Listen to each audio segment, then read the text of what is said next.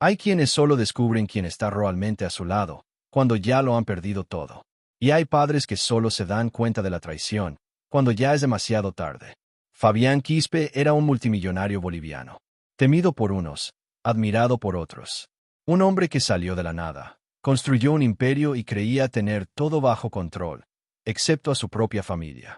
Pero dime, ¿qué harías si descubrieras que tu propio hijo conspira con tu peor enemigo, para quedarse con todo lo que tú levantaste? Sí, lo que parecía ficción se volvió realidad. Fabián fingió su propia muerte. Desapareció. Hizo que el mundo entero creyera que estaba muerto, solo para volver en el momento exacto. Y cuando regresó, no hubo perdón. Hubo justicia, con pruebas, con nombres y con consecuencias. Esta historia habla de superación, codicia, un embarazo oculto, secretos familiares y, sobre todo, de cómo las apariencias engañan.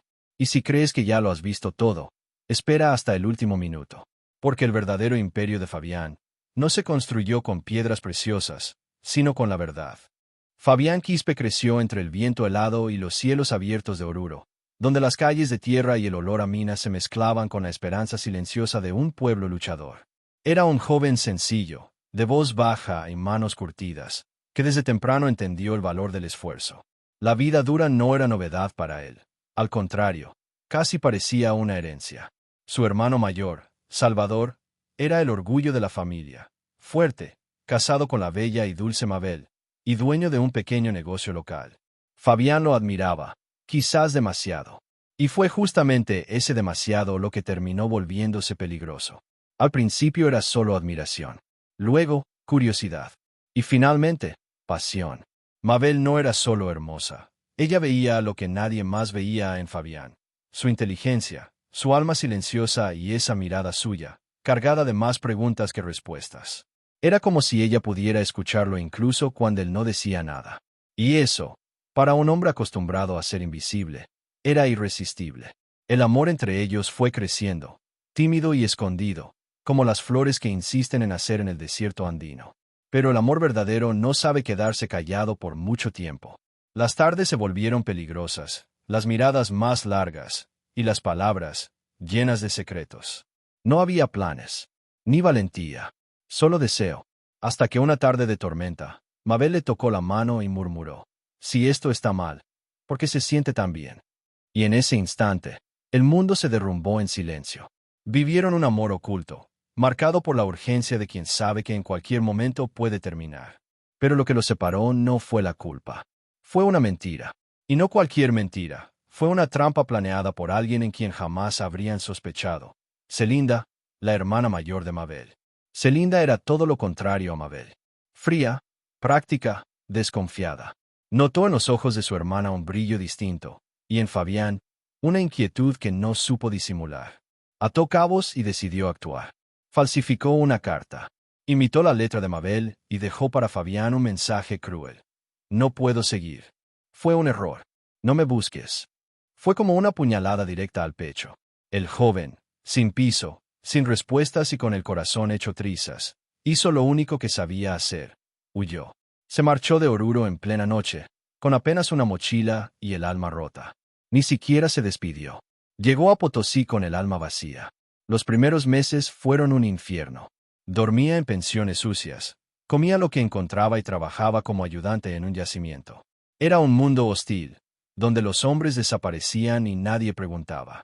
Pero fue allí, en lo más profundo de la tierra, entre sudor, rocas y soledad, donde Fabián enterró su dolor, y empezó a reescribir su historia. Con el tiempo, aprendió a reconocer minerales, a leer las vetas y a entender que el subsuelo también guarda secretos, igual que las personas. La vida seguía siendo difícil, pero ahora él tenía algo que antes no tenía: hambre de demostrar su valor. Fue un domingo cualquiera cuando el destino cambió. Una veta de litio, escondida entre piedras opacas, se reveló ante él como un susurro del pasado. «Tú mereces más». Fabián no le contó a nadie. Estudió, excavó solo, vendió en silencio. Entró en el mercado negro, al principio con miedo, y luego con osadía. Empezó a acumular dinero. Y con el dinero, respeto. Aquellos que antes lo ignoraban, ahora lo llamaban patrón. Pero la riqueza no borraba las cicatrices.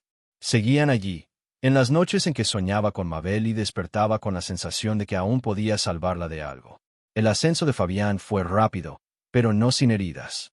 Su nombre se murmuraba entre empresarios y se temía en los pasillos del poder. Forjó contactos, compró silencios, y con el tiempo, levantó un imperio silencioso. Lo que no sabía era que el pasado no se queda dormido para siempre, y que a veces, aquello que creemos haber perdido, en realidad nunca se fue. Solo esperaba el momento justo para volver, y ponerlo todo de cabeza. La fortuna de Fabián crecía como las montañas de los Andes, imponente, sólida y silenciosa. Pero aún rodeado de millones, había algo que no podía comprar: pertenencia. Para mantenerse al frente de los negocios y ganar respeto en el escenario nacional, fundó Luz Andina, una empresa fachada sofisticada, con raíces hundidas en el subsuelo. Llegaban contratos, los ingresos aumentaban, y los periódicos lo llamaban visionario. Pero por dentro, seguía siendo el mismo hombre de Oruro, con cicatrices escondidas bajo camisas de diseñador. Y como toda herida mal curada, esa ausencia pronto empezó a cobrar su precio. Fue en esa época que apareció Constanza Aguirre, una mujer de palabras filosas y rostro perfectamente entrenado para sonreír cuando era necesario, pero con unos ojos incapaces de mostrar ternura. Hija de la élite boliviana, no se casó con Fabián por amor. Lo hizo por conveniencia, por estatus y por ambición. Él, por su parte, buscaba una imagen de familia ideal, un escudo respetable contra los rumores que rodeaban su origen dudoso. El matrimonio fue discreto, elegante y frío, como ellos dos. Y de esa unión, nacieron 3 hijos, tan distintos como las montañas que rodean La Paz. Gabriel, el primogénito, heredó de su madre la frialdad y la mirada calculadora. Desde pequeño, veía el mundo como un tablero de ajedrez, y a las personas, como simples piezas. Era el tipo de hijo que obedecía, pero nunca mostraba afecto. Luana, por su parte, fue moldeada para ser el retrato perfecto de la alta sociedad. Educada en colegios suizos, fluida en 3 idiomas, y con una elegancia que ocultaba un alma vacía. Tomás, el menor, era el grito silenciado de todo lo que Fabián alguna vez quiso decir. Rebelde, impulsivo, honesto hasta el extremo, y justamente por eso, el más invisible de todos. La convivencia en la mansión Quispe Aguirre era más silenciosa que un monasterio. Constanza mandaba con mano firme, dirigiendo la casa como si fuera una empresa. Fabián, cada vez más sumergido en reuniones y viajes, evitaba las cenas en familia. Gabriel soñaba con dirigir Luz Andina, pero su padre nunca le dio esa certeza. Luana cuidaba la imagen familiar en las redes sociales, y Tomás, bueno, Tomás prefería estar en la calle, andando en skate con amigos que Constanza consideraba gente sin futuro. A pesar de la apariencia de familia perfecta, bastaba con mirar un poco más de cerca para notar: todo era fachada, pura apariencia, que engañaba incluso a quienes vivían allí dentro. Con el tiempo, Fabián empezó a notar el vacío que había construido. Extrañaba una mirada sincera, una conversación que no tuviera fines estratégicos. Había levantado un castillo, sí, pero sus pasillos eran fríos. Era como vivir dentro de un espejo: todo lucía bien por fuera, pero nadie lograba ver lo que pasaba por dentro. El esfuerzo que hizo para parecer digno de la élite le había salido caro. Y mientras más fingía, más lejos se encontraba del joven que había sido en Oruro. Pero, ¿cómo reconocer eso, cuando todo lo que tenía dependía justamente de esa mentira? Y fue en una de esas noches solitarias, entre copas de vino e informes financieros, que un recuerdo del pasado regresó con fuerza: los ojos de Mabel. La única mujer que lo amó sin contratos, sin alianzas, sin pedir nada a cambio. Su memoria lo perseguía como un eco. Y ese eco, que parecía solo una sombra del pasado, estaba a punto de convertirse en una revelación que lo cambiaría todo. Porque lo que Fabián no sabía era que Mabel había dejado mucho más que recuerdos. Cuando llegó la noticia, Fabián no lo creyó de inmediato. Una carta antigua, escondida entre papeles olvidados en el archivo de un contador fallecido, revelaba algo devastador: Mabel había muerto. Su nombre, todavía vivo en sus recuerdos, ahora cargaba el peso de una ausencia eterna. Pero había más. Entre las líneas delicadas de un papel doblado, se mencionaba a una niña, Leticia Mamani, hija única de Mabel, criada en Cochabamba, lejos del lujo y los escándalos de la familia Quispe. La sangre se le heló. La duda era inevitable. ¿Y si esa niña era su hija? Fabián contrató detectives, cruzó documentos, revisó fechas. La verdad llegó como un vendaval. Leticia había nacido 9 meses después de su huida de Oruro. Criada por una tía lejana, llevaba una vida sencilla, dando clases particulares y cosiendo los fines de semana. Era el retrato vivo de la superación. No tenía la elegancia de Luana ni el discurso afilado de Gabriel. Pero tenía algo que nadie en la mansión Quispe Aguirre poseía: luz propia. No conocía su origen, no sabía que era hija de uno de los hombres más poderosos del país. Y, sinceramente, no le hacía falta saberlo. El primer encuentro entre padre e hija fue discreto, casi cinematográfico. En una cafetería sencilla, Fabián la observaba desde lejos. Ella sonreía a un niño, hablaba con dulzura, se tocaba el cabello con timidez. Cuando finalmente se acercó, él solo dijo: «Te pareces mucho a alguien que amé». Ella rió, sin entender. En ese momento, él lo supo, era su hija. No había duda. Era como si el pasado hubiera vuelto, en forma de regalo. Lo que no imaginaba era que esa llegada tan inesperada iba a incendiar por completo a su familia. Al anunciar que Leticia era su hija, el caos se desató. Constanza no ocultó su desprecio. «Ella no tiene nuestra sangre noble. Esto es un escándalo», gritó, mientras Gabriel salía de la sala en silencio. Un silencio cargado de odio. Luana encogió los hombros, indiferente. Otra más. ¡Qué sorpresa! Pero Tomás se quedó quieto, con la mirada fija en la muchacha. Luego de un rato, sonrió. «Bienvenida. Por fin alguien normal en esta casa». Era el comienzo de una relación bonita, sincera, que rompía con los códigos fríos de ese hogar. Pero no todos los lazos son bienvenidos cuando amenazan el poder. Leticia, por su parte, no sabía cómo reaccionar. La revelación sobre su origen cayó como un rayo. Durante varias noches, lloró en silencio. ¿Por qué ahora? ¿Por qué yo? El embarazo de su madre, fruto de un amor prohibido, se convertía ahora en su herencia maldita. Pero al mismo tiempo, había algo liberador en conocer la verdad. Sentía rabia, claro, miedo, también, pero sobre todo, una extraña sensación de pertenencia. Como si, finalmente, las piezas del rompecabezas empezaran a encajar. Aunque, a su alrededor, todos parecieran querer empujarla de nuevo hacia el anonimato. Fabián, entre reuniones y acercamientos fallidos, veía cómo su casa se convertía en una trinchera. Leticia era blanco de miradas cruzadas, susurros, trampas emocionales. Pero ella era fuerte, tal vez por venir de una vida difícil, tal vez porque ya había sufrido demasiado como para inclinarse ante la arrogancia. Y Tomás se volvía, cada día más, su único apoyo. Él la llevaba a conocer la ciudad, le mostraba los rincones de la empresa, le decía: «Todo esto es fachada. Tú eres la única que ve las cosas como realmente son». Mientras tanto, un hombre comenzó a circular en los pasillos de Luz Andina: Iván Velasco. Un empresario atrevido, demasiado carismático, demasiado amable, y demasiado cercano a Gabriel. Fabián empezó a sospechar. Sentía en el aire el olor a conspiración. Y ahora, con Leticia a su lado, sabía que ya no podía cerrar los ojos. El pasado le pasaba factura, el presente lo acorralaba. ¿Y el futuro? Quizás exigiera sacrificios, que todavía no estaba listo para hacer. Las paredes de Luz Andina parecían vibrar con tensiones invisibles.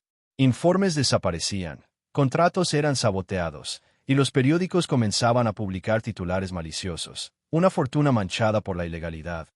Fabián Quispe al borde del colapso. Él sabía que algo andaba mal. El imperio que construyó con tanto esfuerzo ahora era blanco de ataques calculados, insinuaciones que erosionaban su reputación. No era paranoia, era una guerra. Y el nombre detrás de esos movimientos, aunque nunca dicho en voz alta, se murmuraba entre los inversores como un veneno dulce: Iván Velasco.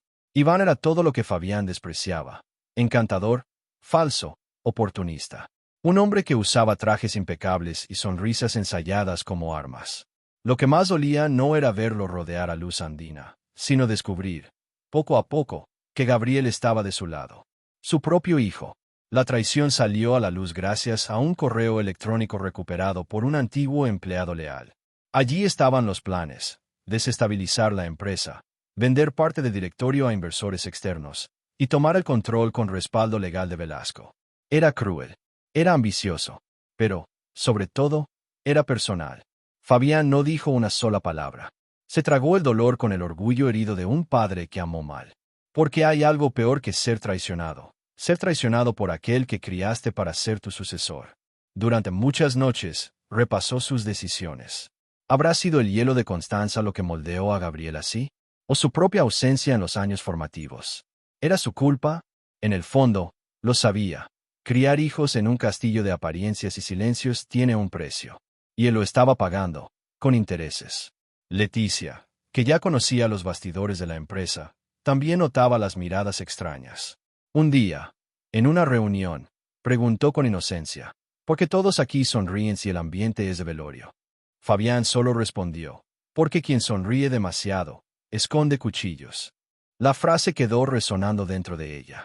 Era cruel, pero cierta. Los únicos lazos reales en ese entorno eran con Tomás, que cada vez más se convertía en su confidente, en un hermano de verdad. Mientras tanto, Constanza fingía no ver. Al fin y al cabo, para ella, desde el principio, Leticia no era más que un error. Una vergüenza con nombre y rostro. Fue entonces cuando Fabián tomó una decisión radical. No era locura, era estrategia. Fingiría su propia muerte. Sí, desaparecería por completo.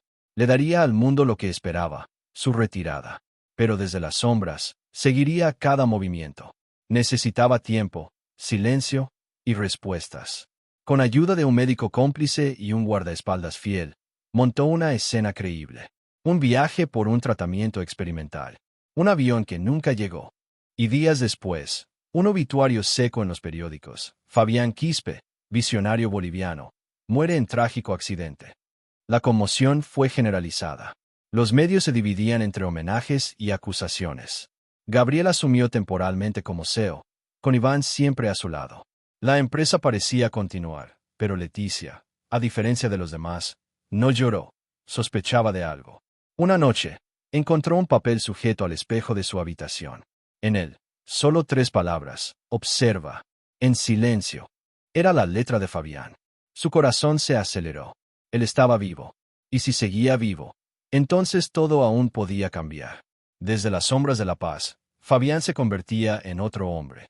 Barba crecida, ropa común, dirección secreta.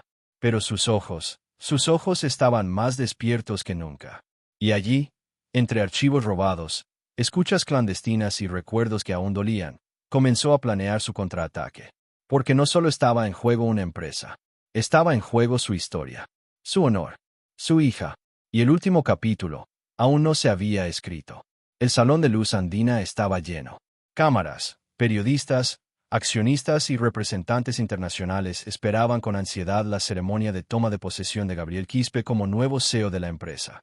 El evento era lujoso, con champagne francés, sonrisas calculadas y discursos memorizados. Iván Velasco, impecable como siempre, ya se movía entre bastidores como si fuera el verdadero dueño. Constanza, junto a sus hijos, vestía un luto discreto, como quien no solo había enterrado a un marido, sino también su última amenaza. Todo parecía perfectamente ensayado, hasta que las luces titilaron, y lo imposible ocurrió.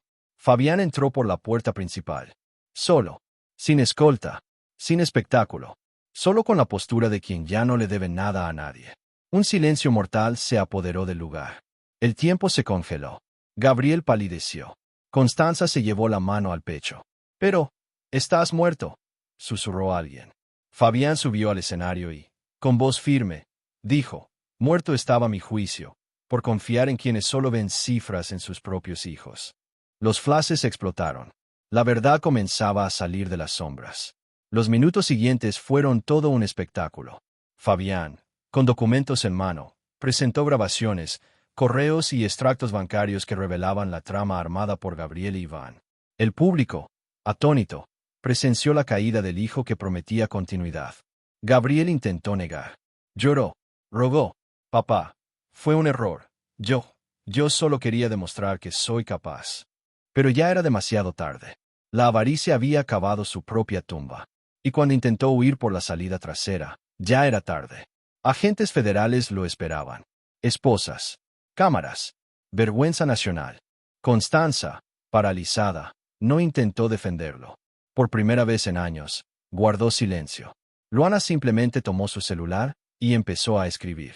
Y Tomás fue hacia Leticia y le tomó la mano. Fabián, visiblemente abatido, respiró hondo. Estaba enfermo. El diagnóstico, descubierto durante su exilio, era implacable. Pero aún le quedaba tiempo. Y él sabía perfectamente cómo quería usarlo, preparando a Leticia para asumir el trono que, por derecho y esfuerzo, ya era suyo. Hija, tú eres la única que sabe lo que es luchar de verdad. Enséñale a esta empresa a mirar al pueblo, y no solo a las ganancias. Leticia, entre lágrimas y coraje, aceptó el desafío. De la mano de Tomás, inició una reestructuración que incomodó a muchos. Rompió lazos con corruptos, despidió a directivos sospechosos y creó programas de inclusión para comunidades indígenas y mujeres víctimas de violencia. Luz Andina dejó de ser solo una minera. Se convirtió en símbolo de responsabilidad social, comprometida con la tierra que la sostenía. Por primera vez, la empresa hacía honor al nombre que llevaba. Y el imperio, por fin, ganaba alma. En sus últimos días, Fabián observaba todo en silencio. A veces, sonreía. Una sonrisa cansada, pero llena de paz. Porque ahora sabía que su historia, marcada por esfuerzo, superación, una vida difícil y amores que desafiaron las apariencias, no terminaba en tragedia. Terminaba en transformación. Y cuando el final llegó, Leticia le sostuvo la mano y le susurró. No fuiste perfecto, pero me diste algo perfecto, la verdad. Y en ese instante, todo se completó. Porque el verdadero imperio es aquel que se construye sobre la verdad. Suscríbete al canal para no perderte ningún episodio.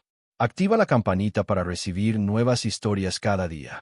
Cuéntanos en los comentarios. ¿Serías capaz de perdonar una traición si viniera de tu propia sangre?